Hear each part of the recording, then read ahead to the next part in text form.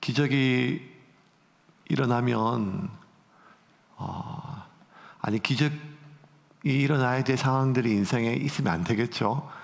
평온하게 일상처럼 좋겠지만 그래도 우리의 삶 가운데 하나님 한 분 외에는 설명할 수 없는 그런 기적들이 지금도 일어나고 있습니다. 성경에 수많은 기적들이 있는데 그 중에 가장 큰 기적은 역시 죽어가는 사람을 살리는 것이 아니라 이미 죽은 사람을 살리는 기적이 가장 큰 기적 아니겠습니까? 예수님께서 죽은 나사로를 살리셨던 것처럼, 바울이 수많은 사람들을 살린 것처럼, 엘리사가 또 엘리야가 죽은 사람을 살린 이 기적들은 성경에서 계속 등장하고 있습니다. 죽은 것을 살린 것이 왜 가장 큰 기적으로 여기는가 하면, 다른 모든 것들은 가능성이 있거든요. 숨만 붙어 있으면. 근데 이미 죽으면 끝이 난 것처럼 여겨지는 것이, 사람이 마지막까지 기대할 수 있는 기대의 임계치가 있습니다. 최대치라고 하는 거죠. 그러니까 아무리 큰 병이라 할지라도 숨만 붙어 있으면 살릴 수가 있는데, 하나님이, 근데 이미 죽으면 이제는 하나님이 오셔도, 이 마리아와 마르다의 고백 아닙니까? 이미 죽은 지 오래되어서 냄새가 나는데 예수님 그 문을 열어본들 무슨 소용이 있겠냐? 예수님이 하나님의 아들이라 할지라도 죽어서 냄새 나는데 더 이상 뭘 할 수 있겠냐라고 하는 말은, 인간이 절대로 할 수 없는, 일어날 수 없는 마지막이 무엇인가 하면 결국 죽음이죠. 근데 오늘 엘리사가 죽은 사람을 살려냅니다. 이 엘리야는 원래 모든 이스라엘 백성들에게 하나님의 사람으로 인정받았습니다. 가장 큰 것이 어떤 사건인가 하면, 갈멜산에서 바알 사제와 함께 그 영적 대전쟁을 벌인 일이었습니다. 북이스라엘은 남유다와 달리 굉장히 강대국이었고, 그 북이스라엘의 가장 강대국의 시대를 이끌었던 오므리 왕조, 그것도 아합 시대에 아합에게 하나님의 심판을 선포하고 전 이스라엘 모든 백성들에게 하나님의 진노로 말미암아 그 가뭄을 선포했던 그 엘리야에 대해서는 모든 사람들이, 그는 선지자이고 그는 하나님의 능력자, 하나님과 함께 하신 그러한 사람이라고 하는 인정이 당연했습니다. 그런데 이 그의 사안이었던, 어쩌면 그의 수종드는 사람이었던 엘리사에 대해서는 아직도 많은 사람들이 엘리야와 같은 그러한 인정이 아직까지 이루어지지 않은 시기였습니다. 마치 모세가 죽고 나서 여호수아가 그 뒤를 이었을 때, 모세는 하나님과 함께 하였지만 이 여호수아는, 하나님은 그냥 내가 모세와 함께 있었다 하는 그 말로도 자신의 리더십을 세우기 힘들었던 것처럼, 엘리사가 여전히 진짜 엘리야만큼 하나님의 선지자인가 라고 하는 그런 의심이 있을 때, 이 엘리야가 행했던 수많은 기적들을 엘리사가 동일하게 계속 행하게 됩니다. 그것이 오늘 가장 극적인 사건이 수넴 여인의 죽은 아들을 살리는 사건입니다. 수넴은 어딘가 하면 이 갈멜산으로부터 한 40km 정도 떨어진 한 작은 도시입니다. 그러니까 이 갈멜산에 엘리사가 지금 거하고 있어요. 그곳에서 하나님께 기도하고 있고, 또 여러 가지 많은 특별한 하나님의 뜻이 있으면 이렇게 순회하기도 했지만 주 거처는 갈멜산이었어요. 그런데 이 이스라엘 전역을 말씀을 전하고 하나님의 계시를 전하기 위해서 이 갈멜산을 내려올 때는 수넴을 거쳤는데, 그 수넴에는 한 귀한 여인, 오늘 성경에 보면 귀한 여인이라고 합니다. 이 수넴의 귀한 한 여인이 있었습니다. 8절입니다. 같이 읽겠습니다. 하루는 엘리사가 수넴에 이르렀더니 거기에 한 귀한 여인이 그를 관건하여 음식을 먹게 하였으므로 엘리사가 그곳을 지날 때마다 음식을 먹으러 그리로 들어갔더라. 이 귀한 여인이 어떤 뜻일까요? 귀한 여인이 아주 그 출신 성분이 귀하거나, 아니면 좀 부유하거나, 아니면 남편의 직책이 높거나, 뭐 여러 가지 있겠지만, 본문을 봤을 때 뭐가 귀한가 하면 밥 사주는 여자는 귀한 여자입니다. 엘리사가 지나갈 때마다 간권해서 밥을 먹였다고 하니까 엘리사가 참 귀한 여자다 이렇게 여긴 것 같아요. 아무리 이렇게 높은 집안 자녀이고 돈이 많아도 나한테 밥 한 끼 안 사면 뭐 귀하겠습니까? 그냥 지가 많이 사 먹겠다 이렇게 생각이 되겠죠. 어쨌든 여러 가지가 뭐 귀한 거 보니까 출신 성분이나 그리고 여러 가지 경제력이나 더군다나 이 하나님의 사람에 대해서 굉장히 높이는 그런 마음이 있다는 거예요. 근데 여기가 어딘가 하면 여러분, 이 갈멜사님이 북이스라엘에 있어요. 남유다하고 달라요. 그죠? 예. 그러니까 하나님을 경외하는 지역이 아니라 북이스라엘 여로보암의 후손, 이 아합과 오므리 자손들의 후손들이 있는 이 전 모든 국토에 바알과 아세라의 신전과 산당이 있고, 그 나라의 임금 자체가 그 바알 신전에 분향하는 그런 나라란 말이에요. 그곳에서 하나님을 온전히 믿는 그런 사람을 찾아보기 힘든 그 땅에서 하나님의 사람을 이렇게 직접 알아보고 대접하는 사람은 정말 귀한 사람이었죠. 얼마나 엘리사를 대접했는지 한번 봅시다. 10절에 같이 읽겠습니다. 청하건대 우리가 그를 위하여 작은 방을 담 위에 만들고 침상과 책상과 의자와 촛대를 두사이다. 그가 우리에게 이르면 거기에 머물리이다 하였더라. 자, 작은 방을 만드는데 담 위에 만들기. 이게 좀 이스라엘 문화를 좀 보면 이스라엘 백성들은 이렇게 우리처럼 기아집이 아니라 이렇게 다락이 있어, 옥상이 있어요. 근데 그 위에 방을 옥탑방을 만들면 보통 삼나무로 이렇게 만드는데 그 위에 또 담을 쌓지는 않거든요. 근데 그 위에 담 위에 또 집을 만들자라고 하는 말은 자기 집 위에, 넓은 집 위에 담을 세워가지고 다시 골조 공사를 내서 좋은 방을 만들고 침대도 책상도 의자도 좋은 가구를 다 들여서 언제든지 지나가면 이 식사 한 끼가 아니라 아예 우리 집에 머물게 하자. 왜? 그는 하나님의 거룩한 선지자라고 이렇게 얘기를 해요. 그걸 보면 이 수넴 여인은 부유했을 뿐만 아니라 그가 전부 다 배교의 시대에 여전히 하나님의 이름을 달고 있는 이스라엘 백성이지만 하나님과 더불어 바알과 아세라, 하나님과 더불어 무언가 다른 것들을 붙잡고 있는 이 시대에 오직 하나님에 대한 능력과 그리고 하나님의 사람에 대한 확실한 그런 믿음과 신앙을 가지고 있음이 틀림없는 그런 여인입니다. 그러니까 참 귀한 여인이죠. 엘리사가 왔을 때 여전히 참 귀한 여인이에요. 그래서 엘리사가 참 보답을 좀 해야겠다 싶어서 자기 종 게하시한테 그 여인을 좀 불러서 내가 어떤 소원을 들어줄까, 어떤 부탁을 들어줄까 라고 이렇게 묻습니다. 13절 14절입니다. 같이 읽겠습니다. 엘리사가 자기 사환에게 이르되 너는 그에게 이르라. 내가 이같이 우리를 위하여 세심한 배려를 하는도다. 내가 너를 위하여 무엇을 하랴? 왕에게나 사령관에게 무슨 구할 것이 있느냐 하니 여인이 이르되 나는 내 백성 중에 거주하나이다 하니라. 엘리사가 이르되 그러면 그를 위하여 무엇을 하여야 할까 하니 게하시가 대답하되 참으로 이 여인은 아들이 없고 그 남편은 늙었나이다 하니. 자, 엘리사가 엘리야의 후임이지만 그래도 그 나라에서 지금 무시 못할 큰 전쟁에 나갈 때 보면 이 왕들이 엘리사한테 물어보고 어떻게 특별히 모압과의 이 전쟁 속에서 어떻게 하나님의 뜻을 구하고 그 군대를 살렸던, 그러니까 내가 어떤 일을 좀 도와줄까?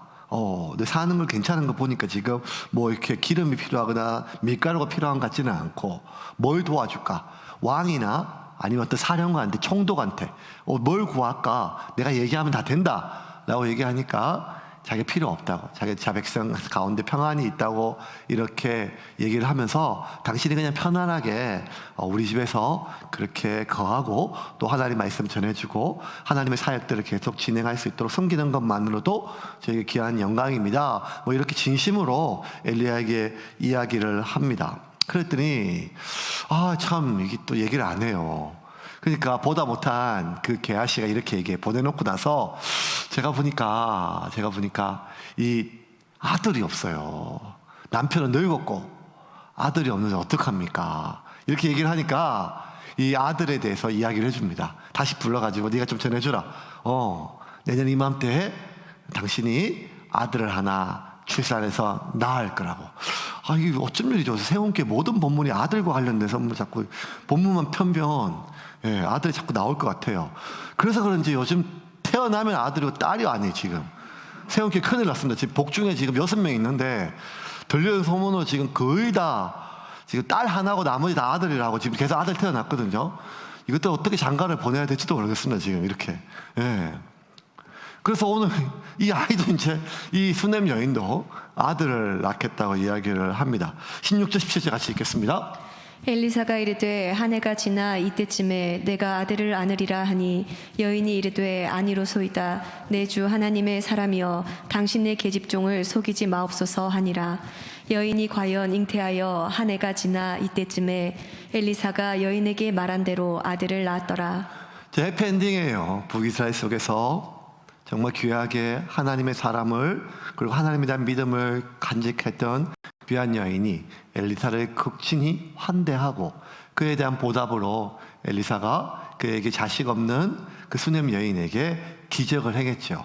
왜 아들을 원치 않았겠어요? 원하죠. 하지만 나이가 많고 자기 역시 그러니까 불가능하다 여기지 않겠습니까? 그러니까 이미 죽으면 더 이상 희망을 걸지 않는 것처럼 여자로서 끝났다고 여긴 거죠. 근데 기적이 일어났습니다. 그에게 아들이 생겼습니다. 그러니 하나님의 정말 신실한 종을 모신다고 하는 그 기쁨보다 더 큰 기쁨은 자기가 자기 손으로 아이를 낳아서 자기가 기르는 그것보다 더 큰 기쁨이 어디 있겠어요. 정말 해피엔딩이죠. 그런데 성경에 보면 이렇게 해피엔딩으로 끝나는 일이 많지가 않아요. 정말 큰 행복을 안았는데 어떡하죠? 행복이 크면 그 뒤에 찾아오는 불행은 더 큰 것 같아요. 행복이 큰 만큼 어쩌면 더 클 수 있는 것 같아요. 아들이 없었으면 아들이 죽는 슬픔을 안 당했겠죠. 그런데 그 아들이 죽는, 그것도 자기 품에 아들이 죽어가는 그 슬픔을 이 수넴 여인이 겪게 됩니다. 18절부터 20절입니다. 같이 읽겠습니다. 그 아이가 자라매 하루는 추수꾼들에게 나가서 그의 아버지에게 이르렀더니 그의 아버지에게 이르되 내 머리야 내 머리야 하는지라.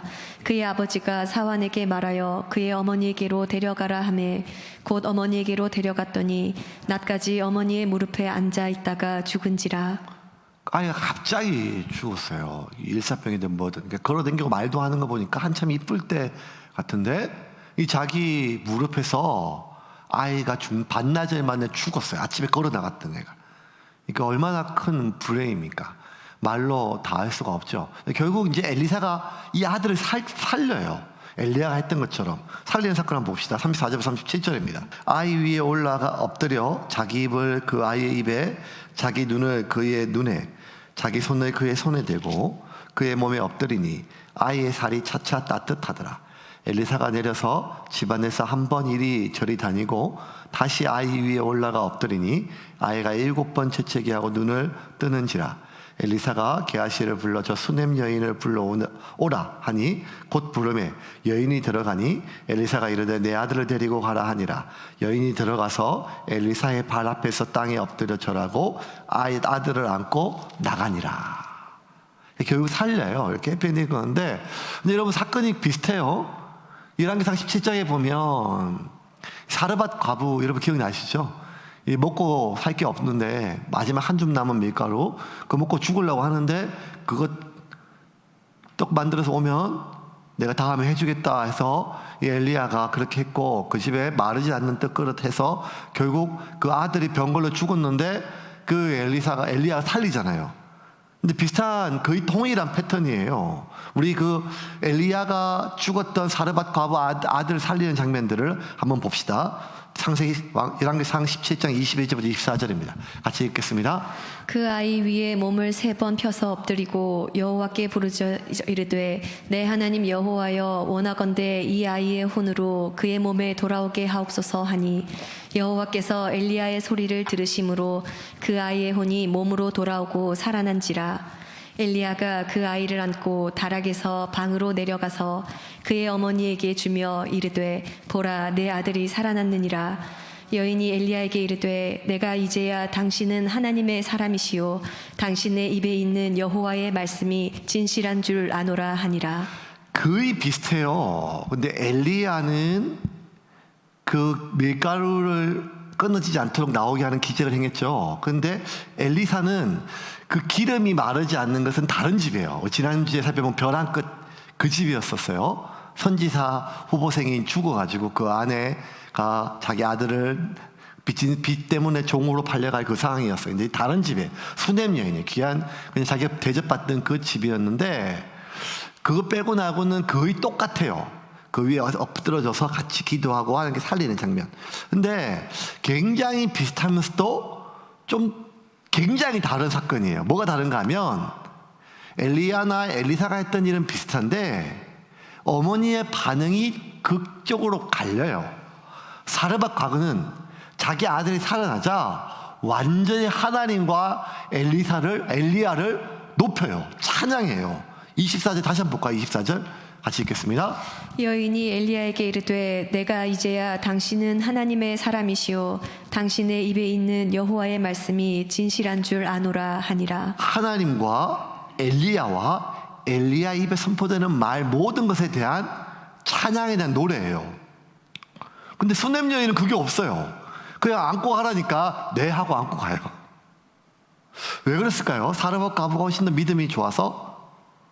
아니면 이 집 수냄 여인이 사르밧 과부보다 좀 덜해서 이런 게 아니죠. 오히려 반대입니다. 사르밧 과부가 한테 없는 것이 수냄 여인한테 있어요. 무슨 말인가 하면 이 사르밧 지역은요 굉장히 바알 본거지로 완전히 쩔어 있는 지역이에요. 그래서 사르밧 과부가 하나님을 전적으로 신뢰하지 않았었어요. 그냥 기적을 행했대요. 기적을 맛봤어요. 하지만 하나님을 전적으로 확신하거나 신뢰하기보다는 그냥 한 능력이 있는 어떤 사람과 그 하나님 여호와에 대한 어떤 이런 것이지 여전히 바알에 대한 신앙이 가득 있었던 그 동네 사람이란 말이에요. 수냄 여인과 다르게. 그러니 죽은 아들이 살아났을 때 뭐라고 하면 이제야 내가 하나님이 참 신이시고 당신이 하나님의 선지자임을 당신 입에 나오는 것이 진짜 능력의 말씀인지를 이제야 내가 알았다고 얘기를 해요.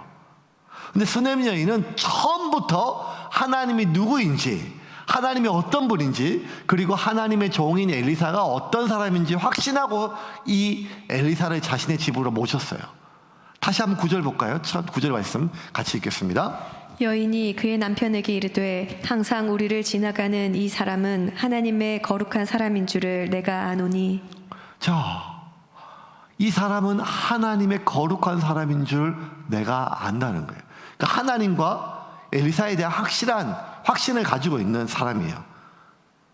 그러니까 수냄 여인이 훨씬 더 믿음이 깊지요. 그럼 이런 하나님의 그러니까 여러분이 사르밧 과부라고 하나님에 대한 신앙이 없는 게 아니에요. 둘 다 이스라엘 땅에 있으면 바알을 섬기더라도 여전히 하나님 태어날 때부터 그러니까 다 하나님 교회 다니고 세례 교인이고 오래 모태 신앙이고 뭐 이런 거예요. 근데 둘 다 근본적으로 다른 게 뭔가 하면 하나님과 더불어 다른 것을 의지하느냐 안 하느냐 이런 차원이에요. 그런데 이 사르밧 과부는요 이 자기 아들이 죽었을 때 어떤 태도를 보이는가 하면 바로 원망을 아주 해요. 아들이 죽었을 때 반응이 극명하게 갈립니다. 열왕기상 17장 17절과 18절 보겠습니다. 이 일 후에 그 집 주인 되는 여인의 아들이 병들어 증세가 심히 위중하다가 숨이 끊어진지라. 여인이 엘리야에게 이르되 하나님의 사람이여 당신이 나와 더불어 무슨 상관이 있기로 내 죄를 생각나게 하고 또 내 아들을 죽게 하려고 내게 오셨나이까. 여러분 이 사람 이렇게 일을 그런 게 있어요. 지금 자세히 보세요. 막 어떨 때 어딜 받아가지고 방방 뛰다가 조금만 불에 가면 원망하는 사람, 하나님 원망하는 사람이 있어요. 전형적인 패턴이에요. 지금 다시 띄워볼까? 방금 읽었던 거. 여인이 엘리야에게 이르되 하나님의 사람이여 당신이 나와 더불어 무슨 상관이 있기로 내 죄를 생각나게 하고 또 내 아들을 죽게 하려고 내게 오셨냐고. 방금 전까지 굶어 죽어가는 자기 살렸다고 하고 얼마나 귀하게 하고 방방 뛰던 사람이 조그만 어려움이 생기니까 조그만 어려움이 아니 큰 어려움이죠. 근데 패턴이 뭔가 하면 그렇게 하나님밖에 없다고 방방 뛰고 하던 사람이 인생의 불행이 닥치면 바로 태세를 전환해서 원망이에요. 원망. 하나님 내게 왜 이러시는 게 아니라 원망한다는 거예요. 그 분노가 분노. 그 분노를 엘리야한테 막 쏟아내는 거예요. 그 엘리야에 대한 하나님에 대한 이 사르밧 과부의 분노가 얼마나 센가, 얼마나 강렬했는가, 얼마나 했는가 보면 엘리야가 하나님께 기도할 때 자기도 모르게 막 원망하게 돼. 엘리야가 19절부터 20절 한번 봅시다.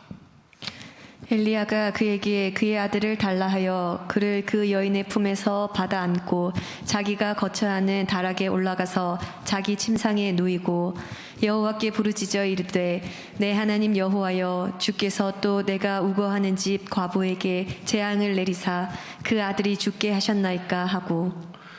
이 엘리야도 또 약간 전과가 있잖아요. 하나님 나 죽이십시오, 나 데려가십시오 이렇게.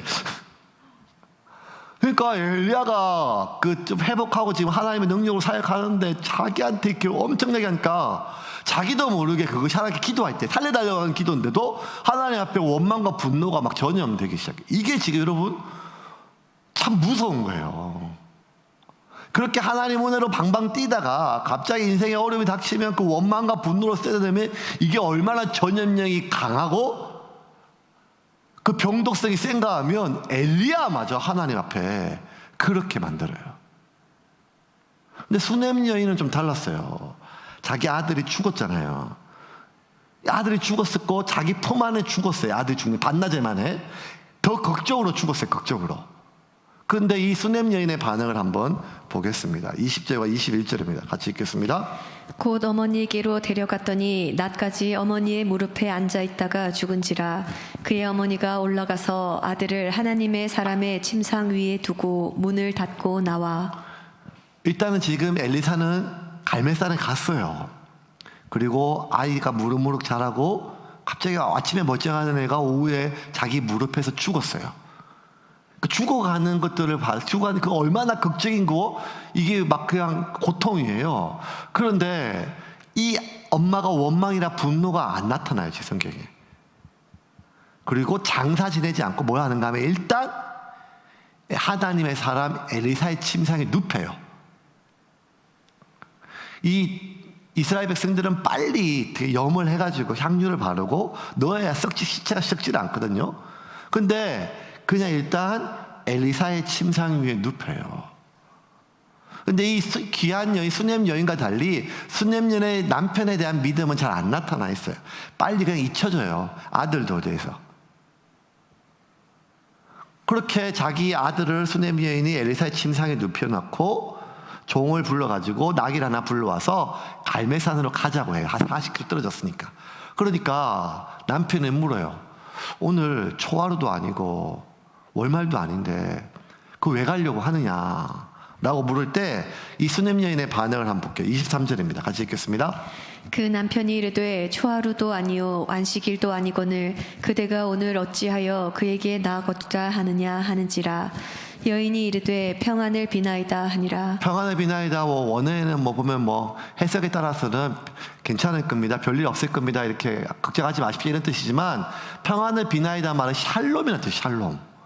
아니 방금 아들이 죽었는데 샬롬 할 수 있어요? 샬롬이 아니죠. 샬롬이 아니에요. 그런데 뭐라 하는가 하면 샬롬이래요. 남편한테. 반대 아니에요. 보통 남편이 그 어미를 달래야 되는 거 아니에요? 그런데 죽은 아이를 자기 품에 안았던 그 어미가 오히려 남편한테 샬롬이라고 얘기해요. 평안을 빕니다. 제가 만나보고 오겠습니다. 하나님의 뜻을 구하겠습니다. 살릴 수 있는지를 묻겠습니다.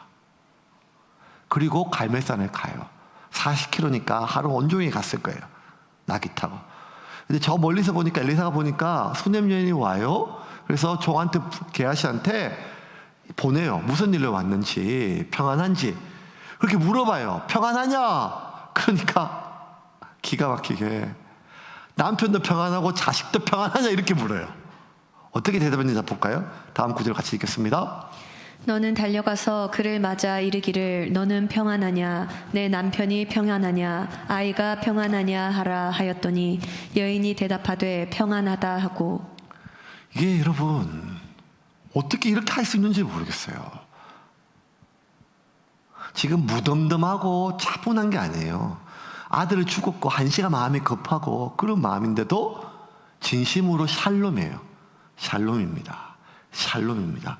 이렇게 얘기하지만 다시는 샬롬일 수 없죠. 이 어미가 자식이 죽었는데 어떤 어미가 샬롬할 수, 평안할 수 있겠어요. 지금 이 순간에도 자식의 몸이 썩어갈지 모르는데요.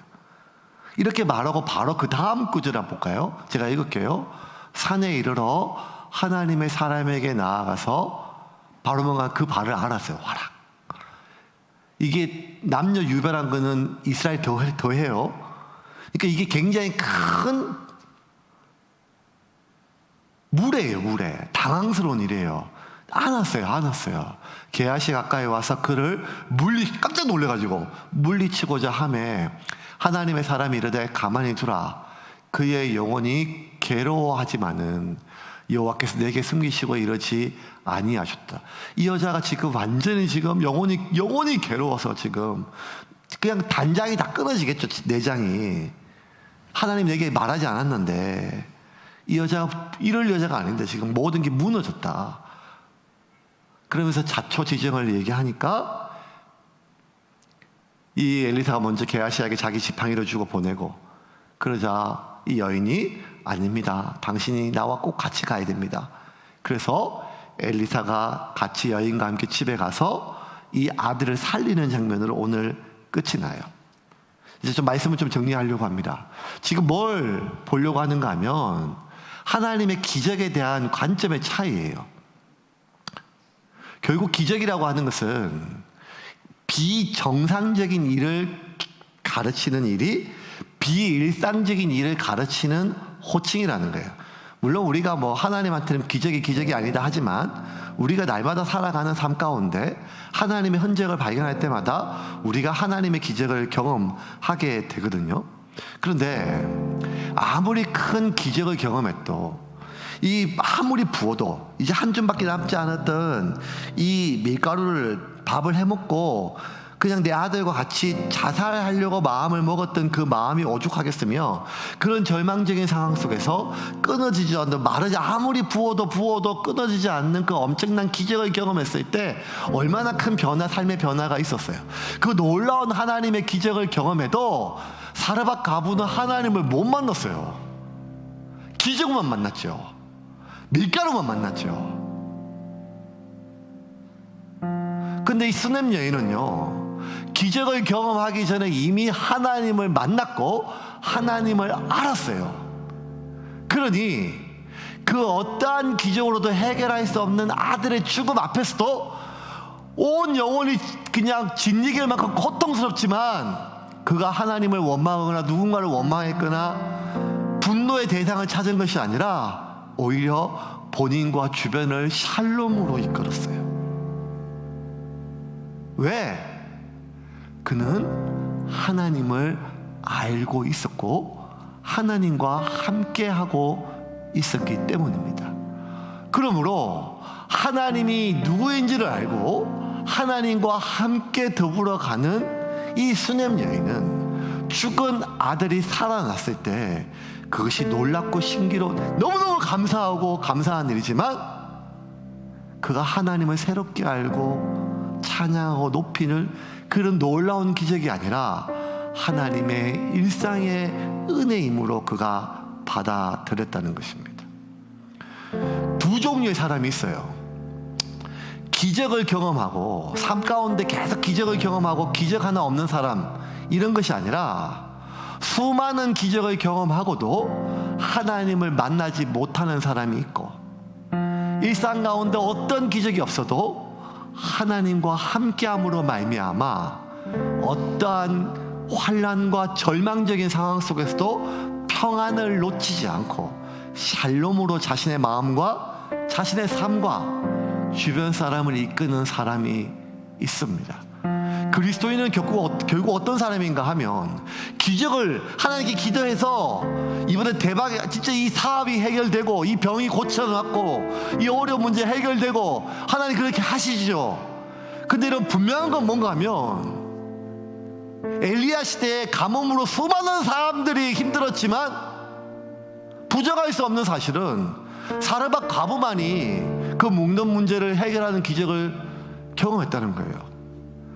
엘리사 시대에 수많은 아들들이 죽었지만 오직 수넴 여인만이 자기 아들을 되살리는 그 그 기적을 경험했다는 거예요. 하나님은 모든 사람을 살리고 모든 사람을 먹일 수가 있지만 하나님이 그런 일을 행하시는 것은 모든 일을 행하는 것이 아니라 누구한테 행하는 것이 아니라 특별한 목적을 가지고 하나님의 섭리 가운데 행하시는 거예요. 그 일의 목적이 무엇인가 하면 하나님의 하나님 되심을 알게 하기 위하여.